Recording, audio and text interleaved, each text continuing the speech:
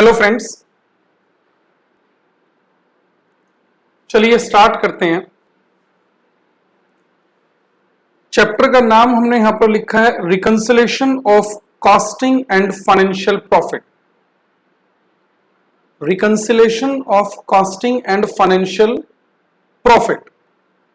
ध्यान से सुनना जरा मेरी बात। देखिए, आप फाइनेंशियल अकाउंटिंग पढ़ रहे हैं 11th क्लास से। 11th क्लास से फाइनेंशियल अकाउंटिंग पढ़ते आए हैं। फाइनेंशियल अकाउंटिंग में आपने क्या सीखा है? फाइनेंशियल रिकॉर्ड्स प्रिपेयर करना। कौन से रिकॉर्ड्स की बात की मैंने? फाइनेंशियल रिकॉर्ड्स की।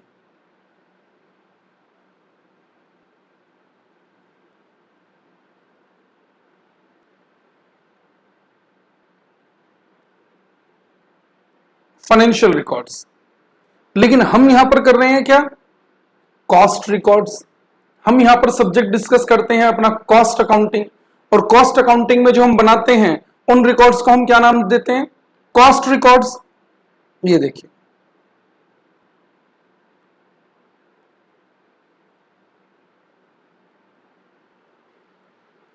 Cost records. फाइनेंशियल अकाउंटिंग में आपने जो रिकॉर्ड्स बनाए at the end of the year, जो आपने प्रॉफिट कंप्यूट किया, वो प्रॉफिट कैसे निकाला आपने? Sir, profit and loss account बनाते हुए निकालते हैं। अच्छा, प्रॉफिट निकालते समय आप पी एंड एल अकाउंट बनाते हैं। मैं लिखता हूं प्रॉफिट एंड लॉस अकाउंट। जब भी आपने प्रॉफिट एंड लॉस अकाउंट बनाया तो आपने कैसे बनाया ये पी एंड एल अकाउंट? आपको याद है कुछ? किसी भी तरह की इनकम हो, प्रॉफिट एंड लॉस अकाउंट में क्रेडिट कर दी जाती है। किसी भी तरह के एक्सपेंडिचर्स हैं, प्रॉफिट एंड लॉस अकाउंट में डेबिट कर दिए जाते हैं। मैंने कहा किसी भी तरह के एक्सपेंस हो, आपने सभी ड्यूरिंग द ईयर जो भी एक्सपेंसेस इनकर हुए हैं वो पी एंड एल अकाउंट में डेबिट करते हो। जो भी रेवेन्यू जनरेट हुआ है, किसी भी तरह की इनकम रिसीव हुई है, वो पी एंड एल अकाउंट में क्रेडिट करते हो, और वहां से फिर निकल कर आता है हमारा प्रॉफिट। यहां से हम कंप्यूट करते हैं प्रॉफिट। बात समझ आ रही है? और इस प्रॉफिट को मैं यहां पर नाम दे रहा हूं फाइनेंशियल प्रॉफिट। मेरी बात को ध्यान से सुनते रहना प्लीज। मैंने कहा किसी भी तरह के एक्सपेंडिचर्स हो, सब पी एंड एल अकाउंट में डेबिट कर दिए।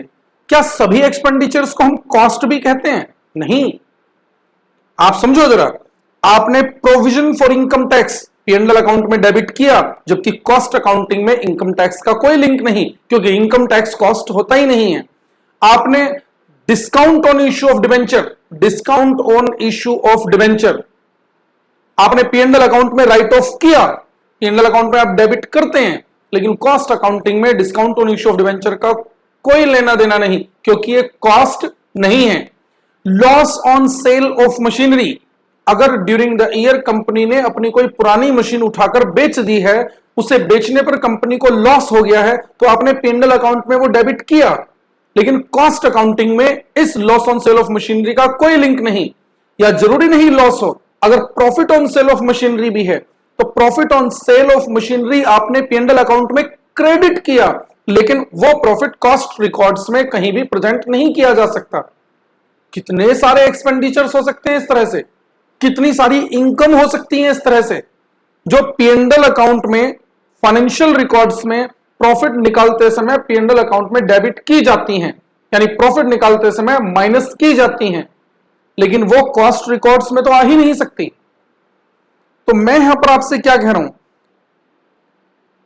फाइनेंशियल रिकॉर्ड्स में आपने प्रॉफिट एंड लॉस अकाउंट बनाकर प्रॉफिट जो निकाला उसे मैंने यहां पर नाम दिया financial profit.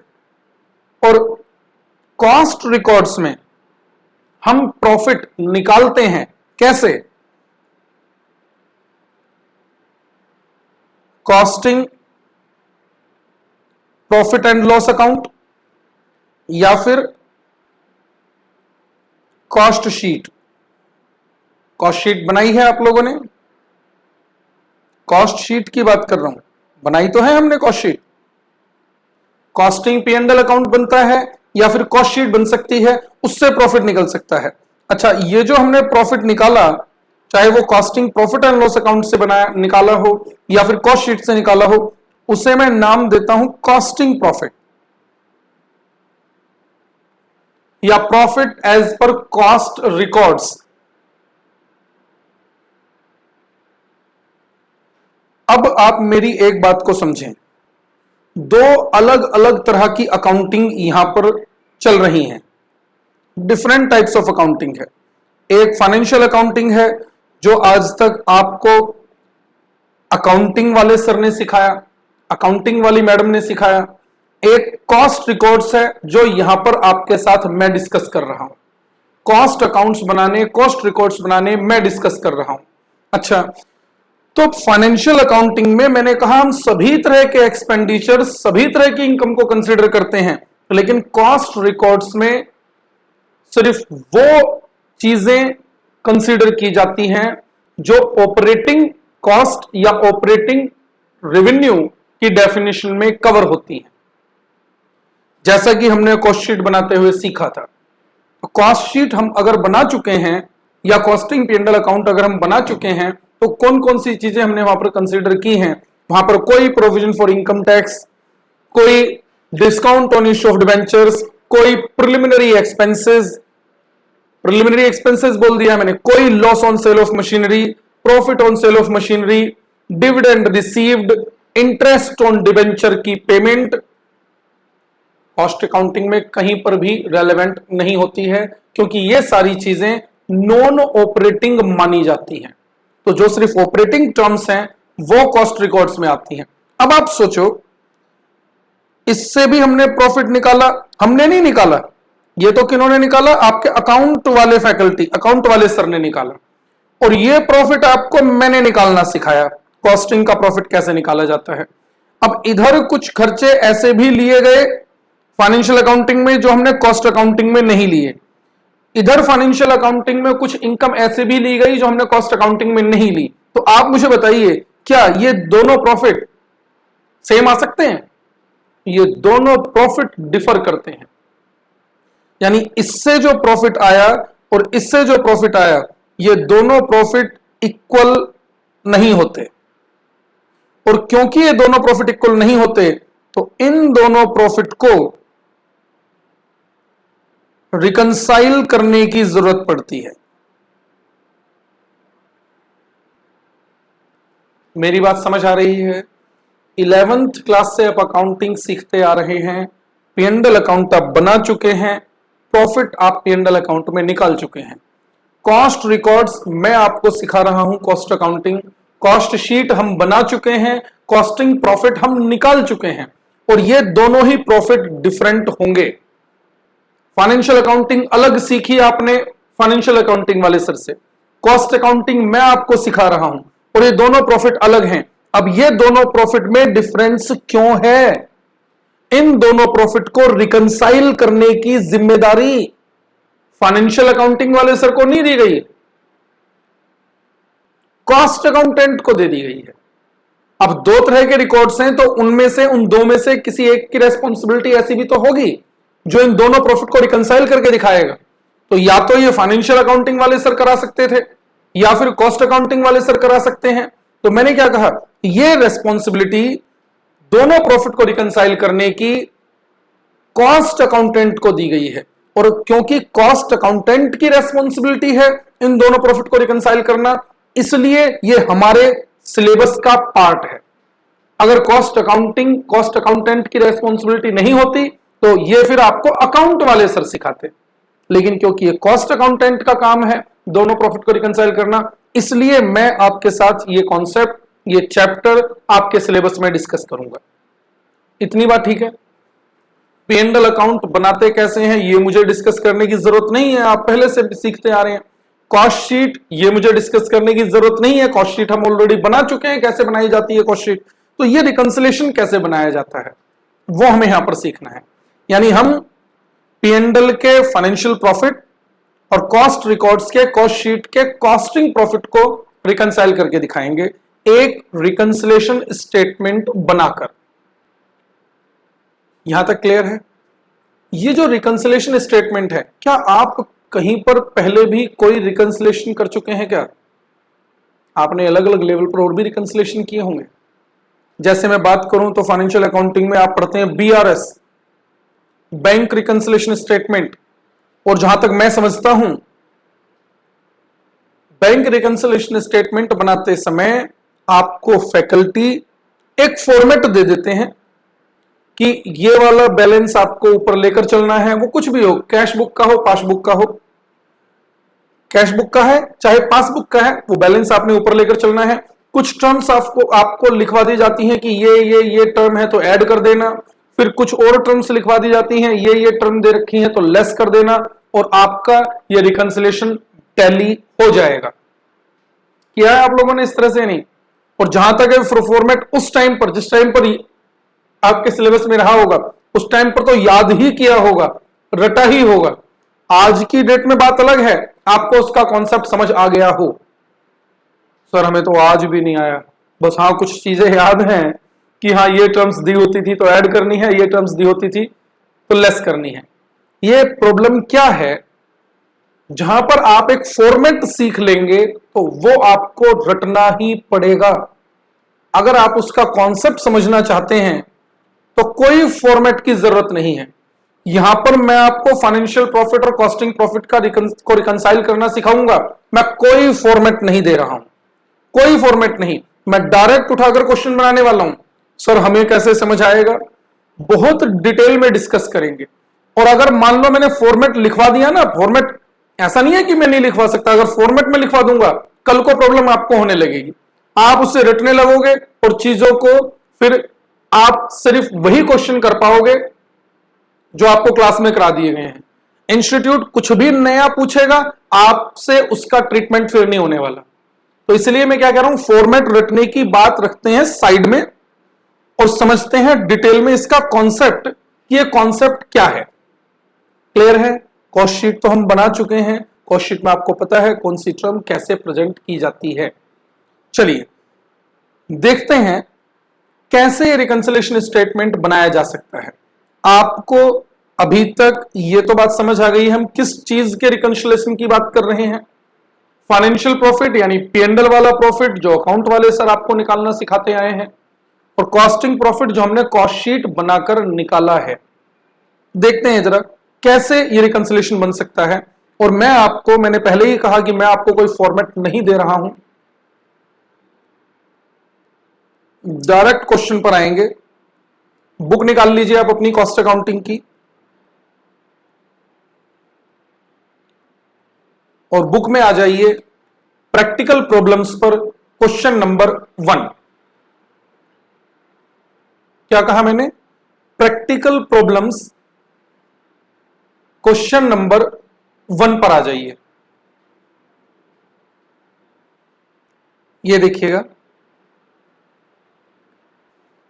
Reconciliation of cost and financial accounts, यानी प्रॉफिट की ही बात करेंगे। क्वेश्चन नंबर 1 पढ़ने जा रहे हैं हम, ध्यान से पढ़िएगा। क्या लिखा है? The net profits of a manufacturing company appeared at ₹1,29,000। ये कौन सा प्रॉफिट दे रखा है इन्होंने? The net profit of a manufacturing company appeared at 1,29,000 as per financial records. ये P&L का प्रॉफिट दे रखा है for the year ended 31 December 2012, 31 December 2012 का। The cost books however showed a net profit of 1,72,920 for the same period. The cost books, however, showed a net profit of rupees 1,72,920 for the same period. A careful scrutiny of the figures from both the set of accounts revealed the following facts.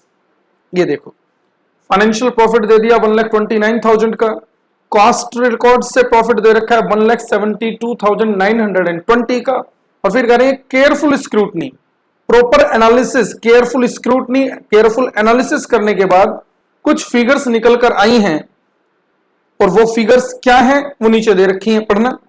Income tax provided in financial books. Financial books यानी P&L account में provided का मतलब है provision बनाना। P&L account में provision for income tax बनाया गया है 40,000 का। कॉस्ट रिकॉर्ड्स में तो नहीं बनाया होगा हमने। पढ़ो आगे। Bank interest credit in financial books. Bank से इंटरेस्ट मिला, कॉस्ट शीट में तो नहीं आता, पी&एल में डाल रखा होगा उन्होंने 500। Work overhead under recovered, under recovered, ठीक है। Depreciation charge in financial records, depreciation recovered in cost. Financial accounting में डेप्रिशिएशन किसी और मेथड से कुछ और ले रखी है, कॉस्ट रिकॉर्ड्स में कुछ और है। Administrative overhead over recovered, loss due to obsolescence charge in financial accounts, समझ लेंगे भी क्या क्या दे रखा है। Interest on investment not included in cost accounts, stores adjustment credit in financial books, loss due to depreciation in stock value. Prepare reconciliation statement, हमें जो स्टार्टिंग में 2 प्रॉफिट दे रखे थे उन दोनों प्रॉफिट को रिकंसाइल करके दिखाना है। देखते हैं जरा।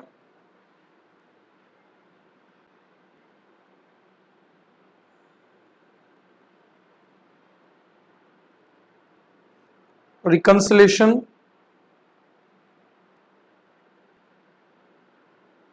Statement,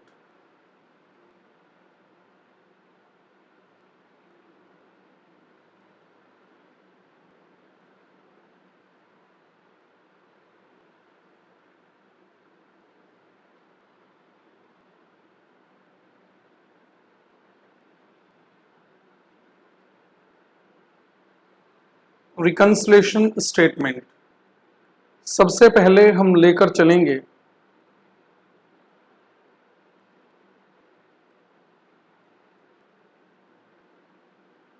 net profit as per, net profit as पर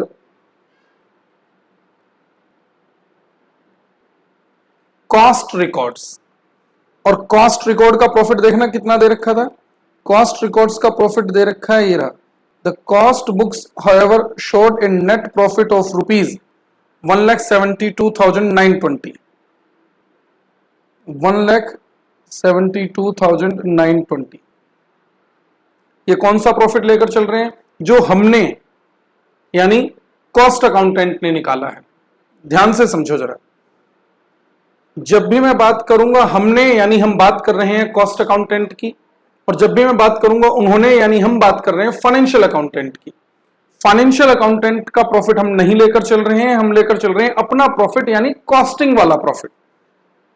पढ़िए जरा, फर्स्ट पॉइंट देखो, income tax provided in financial books 40,000। Financial books यानी उन्होंने मतलब फाइनेंशियल अकाउंटेंट ने पी&एल अकाउंट बनाते समय provision for income tax P&L account में डेबिट किया है 40,000 का।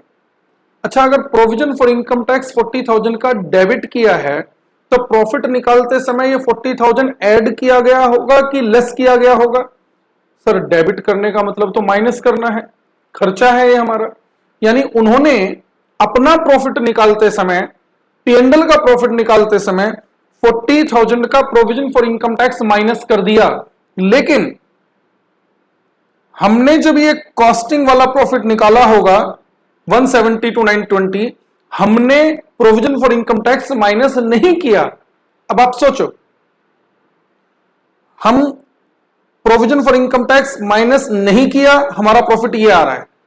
उन्होंने प्रोविजन फॉर इनकम टैक्स भी माइनस कर दिया तो उनका प्रॉफिट तो कम रह गया होगा। और मैं अपने ज्यादा वाले प्रॉफिट से, मैं ज्यादा क्यों कह रहा हूं, क्योंकि हमने माइनस नहीं किया है 40,000, हम अपने ज्यादा वाले प्रॉफिट से उनके कम वाले पी&एल वाले प्रॉफिट पर पहुंचना चाहते हैं। तो ये प्रोविजन फॉर इनकम टैक्स अगर उन्होंने माइनस कर दिया है, हमने नहीं किया है, तो क्या करें, हम भी माइनस कर देते हैं। यानी यहां पर लिखेंगे ऐड और कुछ स्पेस देने के बाद मैं नीचे लिख देता हूं लेस। जो टर्म जहां पर आएगी वहां पर डालते जाएंगे। आपको समझ आया? प्रोविजन फॉर इनकम टैक्स उन्होंने अपना प्रॉफिट निकालते समय माइनस किया है, हमने ये वाला प्रॉफिट निकालते समय, कॉस्टिंग का प्रॉफिट निकालते समय माइनस नहीं किया है, तो मैं कह रहा हूं हम भी माइनस कर लेते हैं।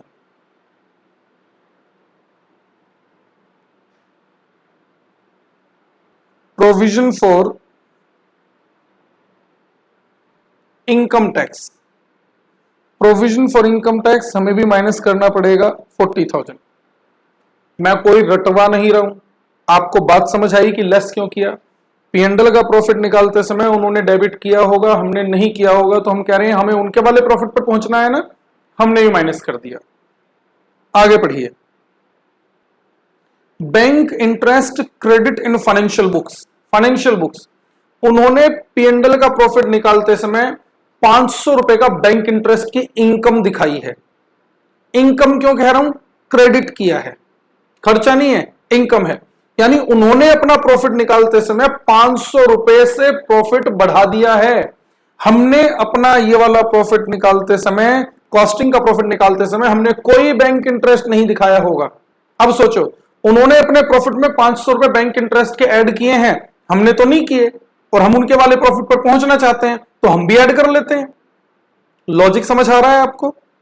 मैं यहां पर ऐड वाली टर्म में लिखूंगा बैंक इंटरेस्ट ₹500। क्लियर है मेरा पॉइंट? आगे देखिए फिर,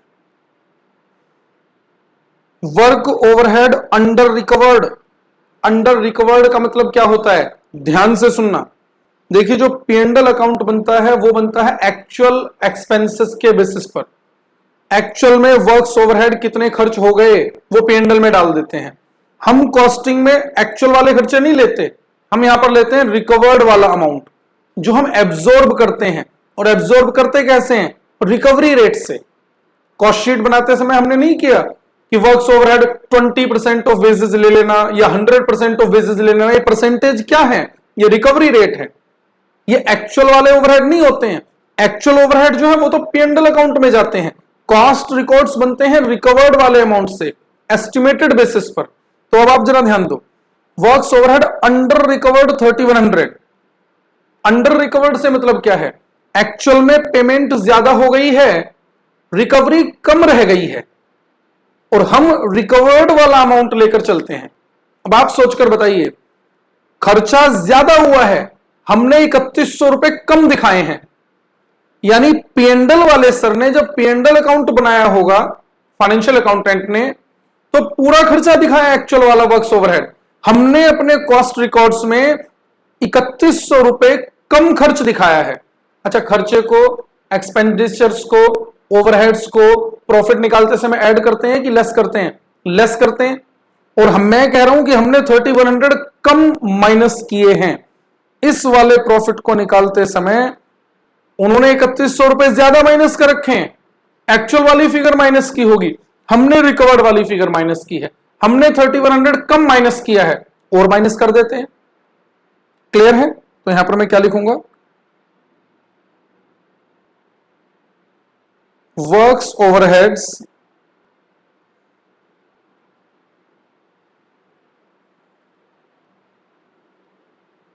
अंडर रिकवर्ड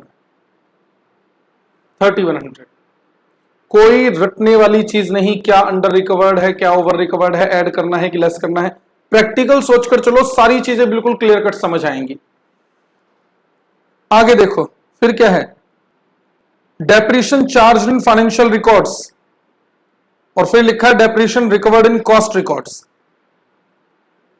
उन्होंने डेप्रिशिएशन अलग दिखाया, हमने डेप्रिशिएशन अलग दिखाया।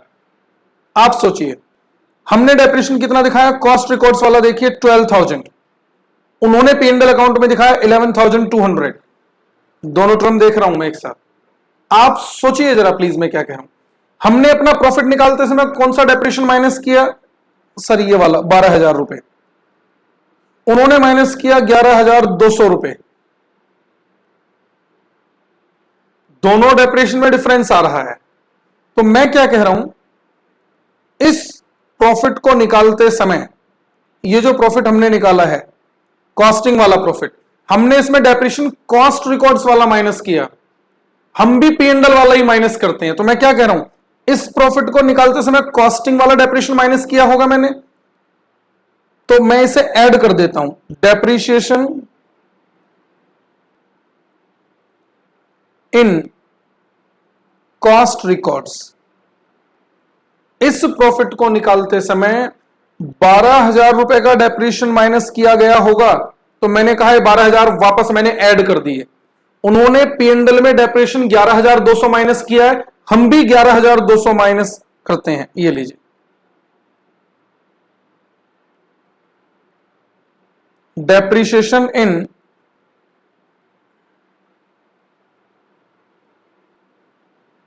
Financial records 11,200। लॉजिक समझ आया आपको? मैं अगर ये कॉस्टिंग वाला प्रॉफिट लेकर चल रहा हूं तो कॉस्टिंग का प्रॉफिट निकालते समय कॉस्ट रिकॉर्ड्स के अकॉर्डिंग डेप्रिसिएशन माइनस किया गया होगा, तो मैंने उसे ऐड कर दिया, वापस ठीक कर दिया। उन्होंने जो पीएनडल में डेप्रिसिएशन माइनस किया था, मैंने भी वही माइनस कर दिया है। क्लियर हो गई ये बात? आगे बढ़ो। ये देखिए, एडमिनिस्ट्रेटिव ओवरहेड्स ओवर रिकवर्ड 1700। और मैंने आपको थोड़ी देर पहले क्या बताया जब मैंने वर्क्स ओवरहेड का पॉइंट किया? मैंने आपसे कहा पीएनडल अकाउंट में एक्चुअल वाले ओवरहेड जाते हैं, जबकि कॉस्ट रिकॉर्ड्स में रिकवर्ड वाले ओवरहेड आते हैं। और यहां पर लिखा है ओवर रिकवर्ड, यानी हमने अपनी कॉस्ट शीट बनाते समय एडमिनिस्ट्रेटिव ओवरहेड ज्यादा दिखा दिए हैं और ओवरहेड मतलब खर्चा ज्यादा दिखा दिया है, यानी हमने 1700 रुपए ज्यादा खर्चा दिखा दिया है। इसका मतलब इस प्रॉफिट को निकालते समय, कॉस्टिंग वाले प्रॉफिट को निकालते समय 1700 रुपए ज्यादा खर्चा माइनस कर दिया है। उन्होंने 1700 रुपए ज्यादा माइनस नहीं किए, हमने ज्यादा माइनस कर दिए। अगर हमने ज्यादा माइनस कर दिए तो हमारा प्रॉफिट तो कम हो गया होगा। मैं कहता हूं उन्होंने माइनस नहीं किए, हमने ज्यादा माइनस किए हैं। मैं भी ऐड करके ठीक कर देता हूं, मुझे उनके वाले प्रॉफिट पर पहुंचना है ना। एडमिनिस्ट्रेटिव ओवरहेड्स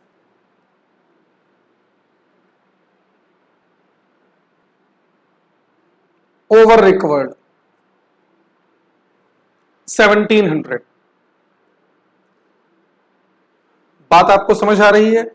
हमने ये कॉस्टिंग वाला प्रॉफिट निकालते समय अगर खर्चे ज्यादा माइनस कर दिए हैं, ऐड करके ठीक कर दिया मैंने। आगे बढ़िए।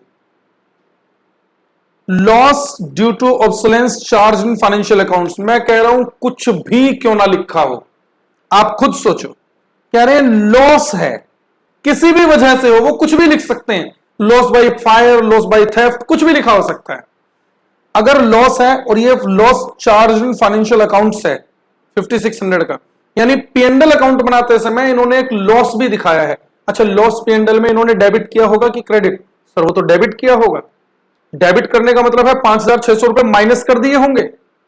आप सोचो, पीएनडल का प्रॉफिट निकालते समय 5,600 का एक लॉस माइनस किया गया है, लेकिन हमने ये कॉस्टिंग का प्रॉफिट निकालते समय ऐसा कोई लॉस माइनस नहीं किया है। हम भी माइनस कर देते हैं। ये लो,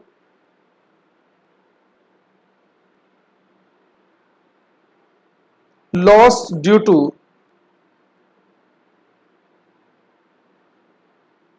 ऑब्सोलेंस कितना अमाउंट था? 5600। ये लीजिए 5,600 उन्होंने माइनस किया था, हमने माइनस कर दिया। और मैंने स्टार्टिंग में बताया, उन्होंने से मेरा मतलब है फाइनेंशियल अकाउंटेंट ने, और हमारे से हमने से मेरा मतलब है कॉस्ट अकाउंटेंट से। आगे बढ़िए।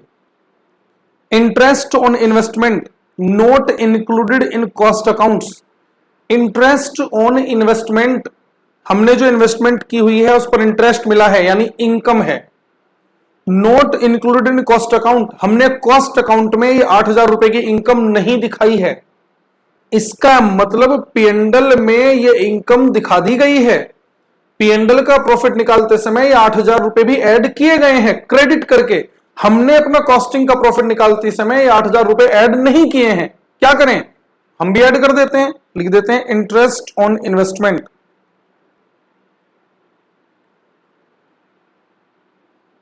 ऐड वाली टर्म में आएगा इंटरेस्ट ऑन इन्वेस्टमेंट ₹8,000। बस एक दो टर्म और रह गई हैं, ध्यान से पढ़नी है, क्वेश्चन खत्म होने वाला है। देखिए, स्टोर्स एडजस्टमेंट। स्टोर्स से मतलब क्या है? स्टोर रूम से जो भी मटेरियल स्टॉक वगैरह रखा होगा। हमेशा ध्यान रखना, ये डेबिट भी हो सकता है और क्रेडिट भी हो सकता है। कोई घबराने वाली बात नहीं, इंस्टीट्यूट खुद लिखकर बताएगा।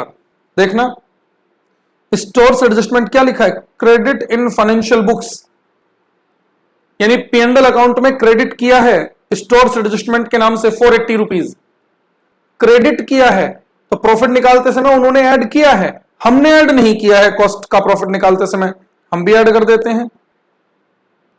Stores adjustment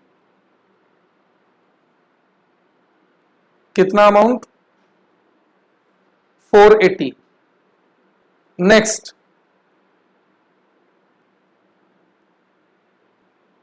loss due to depreciation in stock value. मैं पहले ही कह रहा हूं कुछ भी लिखा हो सकता है, आपने कोई घबराने वाली बात नहीं। कह रहे हैं लॉस, P&L अकाउंट में एक लॉस दिखाया गया है तो डेबिट किया होगा, यानी उन्होंने इस लॉस को प्रॉफिट निकालते समय माइनस किया होगा। हमने 6700 माइनस नहीं किया है, हम भी माइनस कर देते हैं।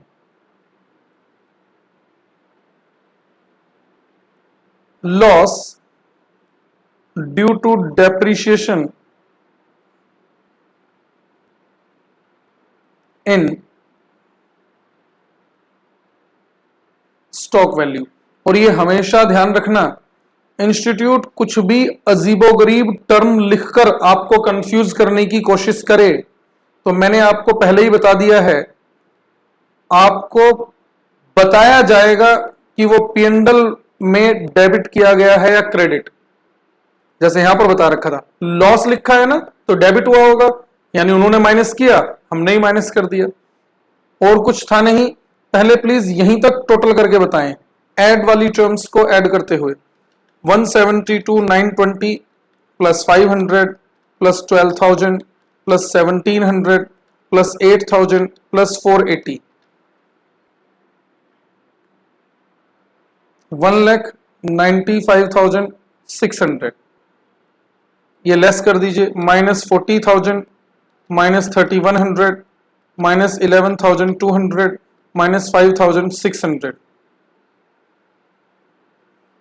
Loss due to stock value, amount तो मैंने लिखा ही नहीं है, अमाउंट कितना था ये 6,700, ये लिख लेना प्लीज 6,700। ये भी माइनस कर दो 6,700, ये कितना आ गया, ये आ गया 1,29,000। और ये हमारा आ जाना चाहिए नेट प्रॉफिट एज पर